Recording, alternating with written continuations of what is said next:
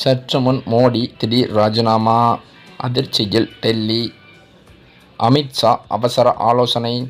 நடந்து முடிந்த சட்டப்பேரவை தேர்தலை முன்னிட்டு தமிழ்நாட்டின் அரசியல் கட்சிகளானது பெரும் குழப்பத்தில் இருந்து வருகிறது. அதிலும் பாஜக கூட்டணியில் இருக்கும் அதிமுகவோ பெரும் அதிருப்தியில் இருந்து வருவதாகவே சொல்லப்படுகிறது. தமிழ்நாட்டின் சட்டமன்ற தேர்தல் வாக்குப்பதிவு நிறைவடைந்த நிலையில் தேர்தலுக்கு பிந்தைய கூட்டணிகள் குறித்த அரசியல் விவாதங்கள் தற்போது சூடுபிடித்திருக்கிறது. குறிப்பாக தொங்கு சட்டசபை என்றால் அதிமுக விஜயுடன் கூட்டணி அமைக்கலாம் என்ற தகவல் பரவிய நிலையில் அதற்கு பாஜக தேசிய தலைவர் நிபின் நபீன் முற்றுப்புள்ளி வைத்துள்ளார். அதாவது சமீபத்திய ஒரு பேட்டியில் அவர் பேசும்போது விஜயுடன் கூட்டணி அமைக்கும் தேவையே இருக்காது என்றும், நாங்கள் ஏற்கனவே வலுவான கூட்டணியில் இருக்கிறோம், தமிழகத்தில் தேசிய ஜனநாயக கூட்டணி தனியாகவே பெரும்பான்மை பெற்று ஆட்சி அமைக்கும் என்று அவர் உறுதியாக கூறியது தற்போது மக்களிடையே ஒரு சலிப்பை ஏற்படுத்தியிருக்கிறது. மேலும் விஜயின் அரசியல் வருகை குறித்து கருத்து தெரிவித்த அவர், சினிமா கவர்ச்சி மட்டும் கொண்டு அரசியலில் நீண்டகாலம் நிலைத்து நிற்க முடியாது, ஆரம்பத்தில் ஒரு கவனம் கிடைக்கலாம், ஆனால் அடிமட்டத்தில் மக்கள் ஆதரவை உருவாக்குவதுதான் முக்கியம், விஜய்க்கு இது தொடக்கம் மட்டுமே என்று அவர் அதை சவாலாக பேசியிருக்கிறார். அது மட்டுமில்லாமல் பாஜகவானது தமிழ்நாட்டில் அதிமுகவை நம்பியே இந்த களத்தை காண்டிருக்கிறது என்றுதான் கூற வேண்டும். அந்த சமயம் பார்த்தால் அதிமுகவிலிருந்து பல்வேறு முக்கிய புள்ளிகள் திமுகவிற்கு படையெடுத்திருப்பது தற்போது அதிமுகவிற்கு பேரிழப்பாகத்தான் பார்க்கப்படுகிறது. அதே சமயம் இந்த தேர்தலில் தமிழக வெற்றிக் கழகத்தின் வருகையால் அதிமுகவின் ஓட்டானது பல்வேறு விதமாக இரு சமமாக பிரிந்திருக்கக்கூட வாய்ப்பிருக்கிறது என்றும் தகவல்கள், கருத்து கணிப்பு முடிவுகள் தெரிவிக்கின்றன. இதன் காரணத்தினால் அதிமுக படுதோல்வியை சந்திக்கும் என்றும் பல்வேறு அரசியல் விமர்சகர்கள் கூறி வருகின்றனர். அதே சமயம் எடப்பாடி பழனிசாமிக்கு கண்ணீரஞ்சலி போஸ்டர்களும் ஒட்டி வருவதாக அதிர்ச்சி தகவல்கள் பரவி வருகிறது. சட்டமன்ற தேர்தலுக்கான வாக்குப்பதிவானது நேற்றைய முன்தினம் நடந்து முடிந்துள்ள நிலையில் ரிசல்ட்டுக்காக வரும் ஏப்ரல் 4ஆம் தேதி வரை நாம் காத்திருக்க வேண்டியிருக்கிறது. இதற்கிடையில் பார்த்தால் 10 நாட்கள் மீதமிருப்பதால் பலரும் தங்களுக்கு தெரிந்த அரசியல் கணக்கின்படி எந்த கட்சி ஜெயிக்கும் என பல கருத்துக்களை தெரிவித்து வருகின்றனர். இந்த சூழ்நிலையிலோ தேர்தல் நடந்து முடிந்துள்ள நிலையில் எஸ்பி வேலுமணிக்கு எதிரான வழக்கில் வருமான வரித்துறை பதிலளிக்க சென்னை ஐகோர்ட் உத்தரவிட்டிருக்கிறதாம்.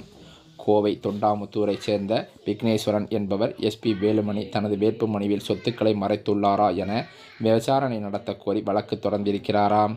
இது சம்பந்தமாக அவர் தாக்கல் செய்த மனுவில் அதிக சார்பில் தொண்டாமுத்தூரில் போட்டியிடும் எஸ்பி வேலுமணி கடந்த சட்டப்பேரவை தேர்தலில் தாக்கல் செய்த சொத்து விவரங்களை தற்போது தாக்கல் செய்துள்ள வேட்புமனுவுடன் ஒப்பிடும்போது அதிக அளவில் உள்ளது. அவர் சொத்து விவரங்களுக்கான ஆதாரங்களை தாக்கல் செய்யவில்லை, எனவே வேலுமணி சொத்துக்களை மறைத்துள்ளாரா என வருமான வரித்துறை விசாரணை நடத்த உத்தரவிட வேண்டுமென தெரிவிக்கப்பட்டிருக்கிறதாம். இந்த சூழ்நிலையிலோ இந்த வழக்கினை தலைமை நீதிபதி எஸ்.ஏ. தர்மாதிகாரி, நீதிபதி ஜி. அருள்முருகன் ஆகியோர் விசாரித்திருக்கின்றனர். அது மட்டுமல்லாமல் தனது தொகுதிக்கு உட்பட்ட சுகுணாபுரம் அரசு பள்ளியில் குடும்பத்தினருடன் வந்து வாக்கு செலுத்தினார் தொண்டாமுத்தூர் தொகுதி அதிமுக வேட்பாளரும் முன்னாள் அமைச்சருமான எஸ்பி வேலுமணி. தொடர்ந்து செய்தியாளர்களிடம் பேசிய அவர் கூட கோவையில் உள்ள 10 தொகுதிகளை அதிமுக கூட்டணி கைப்பற்றும் என்றும் அவர் தெரிவித்திருக்கிறார். கூடுதலாக பார்த்தால் அவிநாசி தொகுதியிலும் வெற்றி பெறுவோம் எனவும் அவர் பேசியிருப்பது பெரும் வரவேற்பை பெற்றுள்ளதாகவே சொல்லப்படுகிறது. அது மட்டுமில்லாமல் மேலும் அதிமுக கூட்டணி 210 இடங்களில் வெற்றி பெற்று எடப்பாடி பழனிசாமி தலைமையில் ஆட்சி அமைக்கும் எனவும் அவர் நம்பிக்கையுடன் கூறியது பெரும் சலசலப்பை ஏற்படுத்தியது. முன்னதாக கரூர் எம்எல்ஏவான செந்தில் பாலாஜி கோவைக்கு வருகை தந்தது அதிமுகவுக்கு சவாலாக மாறியது கூட இருக்கலாம் என்றும், கடந்த முறை கோவையில் உள்ள 10 தொகுதிகளை அதிமுக கைப்பற்றியிருந்த நிலையில் இந்த முறையோ திமுக அங்கு அனைத்து இடங்களிலும் வெற்றி பெறும் என்றும் அவர் தெரிவித்திருக்கிறார். மேலும் அது மட்டுமில்லாமல் அது தற்போது நட்சத்திர தொகுதியாகவும் மாற்றியிருக்கிறது. ஏனென்றால் அந்த தொகுதியில்தான் விஜயே போட்டியிடுகிறார். பெரம்பூர் தொகுதியில் மொத்தம் 2.26 லட்சம் வாக்காளர்கள் இருந்து வருகின்றனர். இது சென்னை மாவட்டத்தில் உள்ள தொகுதிகளில் அதிக வாக்காளர்களை கொண்ட தொகுதியாகவே பார்க்கப்படுகிறது. மேலும் அன்புமணி ராமதாஸ் பெரம்பூர் தொகுதியில் தேர்தல் பிரச்சாரம் மேற்கொண்டிருக்கிறார். நாம் தமிழர் கட்சியின் சீமானும் பெரம்பூர் தொகுதியில் தேர்தல் வாகன பரப்புரையை மேற்கொண்டு வருகிறார் என்பதும் குறிப்பிடத்தக்கது. தமிழ்நாட்டிற்கான சட்டமன்ற தேர்தல் நெருங்கி வரும் நிலையில் தமிழகத்தை பொறுத்தவரையில் அரசியல் களம் களை கட்டத் தொடங்கியிருக்கிறது. அரசியல் கட்சி தலைவர்கள் தீவிர தேர்தல் பிரச்சாரத்திலும் ஈடுபட்டு வருகின்றனர். தேர்தல் களமானது சூடுபிடித்துள்ள நிலையில் பல்வேறு கருத்து கணிப்பு முடிவுகளும் தற்போது வெளியாகி வருகிறது. அதன்படி இதுவரை வெளியான பல்வேறு கருத்து கணிப்பு முடிவுகளில் திமுக மீண்டும் மகத்தான வெற்றி பெற்று ஆட்சியை அமைக்கும் என்று கணிக்கப்பட்டிருக்கிறதாம். திமுக கூட்டணி பல்வேறு இடங்களில் வெற்றி பெறுவது மிகவும் உறுதி செய்யப்பட்டுள்ளதாக கட்சி வட்டாரங்களும் தெரிவிக்கின்றன. மேலும் அது மட்டுமில்லாமல் தமிழ்நாட்டின் அரசியல் களத்தில் புதிதாக தோன்றியுள்ள விஜய் தொடங்கிய தமிழக வெற்றிக் கழகமானது பெருவாரியான வாக்குகளை மற்ற கட்சியினரிலிருந்து மிகவும் பிரிக்கவும் அதிக வாய்ப்புகள் இருப்பதாகவும் சொல்லப்பட்டு வருகிறது.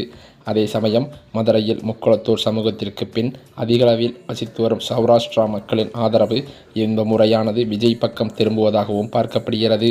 ஏனென்றால் லோக்சபா தேர்தலின் போது சௌராஷ்டிரா மக்களின் ஆதரவு பாஜக பக்கம் சென்ற நிலையில் இந்த முறையோ அந்த வாக்குகளை விஜய் அதிக அளவில் பிரிப்பதாக தெரிய வந்துள்ளது. அண்மையில் மதுரையில் சௌராஷ்டிரா மக்களின் எழுச்சி மாநாடு நடைபெற்றது. இதில் அமைச்சர் மூர்த்தி, அதிமுக முன்னாள் அமைச்சர் RP உதயகுமார், நாதக தலைவர் சீமான், பாஜக நிர்வாகிகள் உள்ளிட்ட பலரும் பங்கேற்று வந்தனர். அப்போது சௌராஷ்டிரா மக்கள் தரப்பில் தங்கள் தரப்புக்கு முக்கியத்துவம் அளிக்கும் கட்சிகளுக்கு ஆதரவு அளிப்போம் என்றும் தீர்மானம் போட்டனர். இதன் காரணமாகவே காசி தமிழ் சங்கத்திற்கு மதுரையிலிருந்து அதிக அளவிலான சௌராஷ்டிரா மக்களை பாஜக அனுப்பி வைத்தது. அதேபோல இவர்களுடன் அதிமுக நிர்வாகிகளின் ஆதரவு கிடைத்தால் நாம் வெற்றி பெறலாம் என்று ராமசீனிவாசன் கணித்து தேர்தலில் களமிறங்கியிருக்கிறார். ஆனால் மதுரை தெற்கு தொகுதியில் ராமசீனிவாசனுக்கு தவேக மற்றும் நாம் தமிழர் ஆகிய இரு கட்சிகளும் மிகப்பெரிய பிரச்சனையை உருவாக்கியிருக்கிறதாம். ஏனென்றால் தவேக சார்பாக போட்டியிடும் வேட்பாளர் கோபிசன் சௌராஷ்டிரா சமூகத்தைச் சேர்ந்தவராம். இவருக்கு சௌராஷ்டிரா சமூக மக்களின் ஆதரவு கணிசமாகவே இருக்கும் என்றும் பார்க்கப்படுகிறது. ஆனால் ராமசீனிவாசன் தெலுங்கு ரெட்டியார் சமூகத்தைச் சேர்ந்தவர் என்பதால் அவருக்கு தேர்தலில் வாக்கு விகிதத்தை குறைப்பதற்கு அதிக வாய்ப்புகள் இருப்பதாகவும் சொல்லப்படுகிறது. அதே சமயம் விஜய்க்கு தவேக நிர்வாகிகள் மத்தியிலேயே பெரும் அதிருப்தி நிலவி வருவதாகவும் சொல்லப்படுகிறது. இந்த சூழ்நிலையில்தான் நடிகர் விஜய் எடுக்கும் முடிவே தமிழகத்தின் அடுத்த முதலமைச்சர் யார் என்பதை தீர்மானிக்கும் காரணியாகவும் இருக்கப்படுகிறது. தவேக பெற்றுள்ள 55 இடங்கள் என்பது ஆட்சியை தீர்மானிக்கும் கிங் மேக்கர் அந்தஸ்தை அவருக்கு வழங்குவதாகவும் சொல்லப்பட்டு வருகிறது. இதன் மட்டுமல்லாமல் அந்த அதிமுகவிற்கோ அல்லது திமுகவிற்கோ ஆதரவு அளித்தால் மட்டுமே ஒரு நிலையான ஆட்சி அமைய முடியும். ஒருவேளை விஜய் எந்த கட்சிக்கும் ஆதரவு அளிக்காமல் நடுநிலை வகிக்க முடிவு செய்தால் தமிழகத்தில் மீண்டும் ஒரு பொதுத் தேர்தலை சந்திக்க வேண்டிய கட்டாயத்திற்கு தமிழகம் தள்ளப்படும் என்றும் சொல்லப்படுகிறது. இந்த சூழ்நிலையில்தான் தற்போது தமிழக வெற்றிக் கழகத்திற்கு தேர்தல் ஆணையம் ஒதுக்கிய விசில் சின்னத்தை தடை செய்வதற்கு நீதிமன்றத்திலிருந்து அதிரடியாக தீர்ப்பு ஒன்று வழங்கப்பட உள்ளதாக அதிர்ச்சி தகவல்கள் பரவி வருகிறது. மேலும் அது மட்டுமில்லாமல் தவேக தலைவரும் நடிகர் விஜயுமான அவர் போட்டியிடும் பெரம்பூர் தொகுதியில் தவேக அதாவது நிர்வாகிகள் மத்தியிலேயே கடும் அதிருப்திகள் நிலவி வருவதாக தகவல்கள் வெளியாகியுள்ளது. அதே சமயம் தமிழக வெற்றிக் கழகத்தில் பல்வேறு பொறுப்புகள் வழங்கப்படாத தொண்டர்களுக்கு கடும் அதிருப்தி நிலவி வருவதால் தமிழக வெற்றிக் கழகத்திற்கு ஓட்டு போடுவதற்கே பலதரப்பட்ட நிர்வாகிகள் கடும் கோபத்தில் இருந்து வருவதாகவும் இதனால் பெரம்பூரில் வாக்கு சதவீதம் குறைய இருப்பதாகவும் சொல்லப்படுகிறது. இதன் காரணத்தினால் பெரம்பூர் தொகுதியில் தமிழக வெற்றிக் கழகமானது டெபாசிட் கூட வாங்குவதற்கு வாய்ப்பில்லை என்றே பல்வேறு கருத்து கணிப்பு முடிவுகளும் வெளியாகி வருகின்றன. இதன் காரணத்தினால் தமிழக வெற்றிக் கழகத்தின் தலைவர் மற்றும் மூத்த நிர்வாகிகள் பலரும் கடும் அதிருப்தியில் இருந்து வருவதாகவும் சொல்லப்படுகிறது.